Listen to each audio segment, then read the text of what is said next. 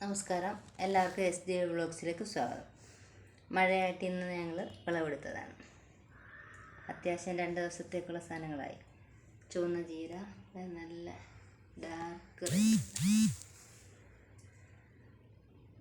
പച്ചച്ചീര, കുറച്ച് പയർ നിറയെ ഒരു സൈസ് പ്രാണി, ഒരു ഉറുമ്പ് വരുന്നതാണ്. എന്നിട്ട് എൻ്റെ ഇലയെല്ലാം കറുത്തിട്ട് കേടായി പോകുന്നുണ്ട്. അപ്പം മാക്സിമം പറിച്ചു. കുറച്ച് വഴുതനങ്ങ. അത്യാവശ്യം നമുക്ക് 2 ദിവസത്തേക്ക് ലാവിഷായിട്ട് ജീവിക്കാനുള്ള സാധനങ്ങൾ അതിനകത്തുനിന്ന് കിട്ടിയിട്ടുണ്ട്. നമ്മൾ പുറത്തുനിന്ന് യാതൊരു വളമോ പെസ്റ്റിസൈഡ്സോ ഒന്നും ഉപയോഗിക്കുന്നില്ല. ഫുൾ ഓർഗാനിക്കായിട്ടാണ് ചെയ്യുന്നത്.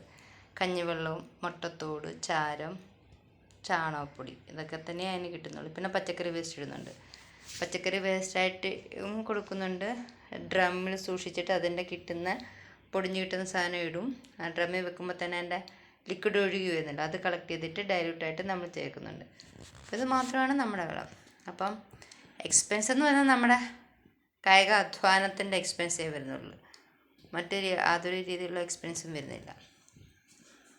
അത് നമ്മൾ ഇത് ആക്കുന്നില്ല. കാരണം വിഷമില്ലാത്ത സാധനം കഴിക്കാൻ പറ്റുക എന്ന് പറയുന്നത് തന്നെ ഒരു വലിയ കാര്യമല്ലേ. അപ്പോൾ എല്ലാവർക്കും ഇഷ്ടപ്പെട്ട് കാണുമല്ലോ. ഓക്കെ.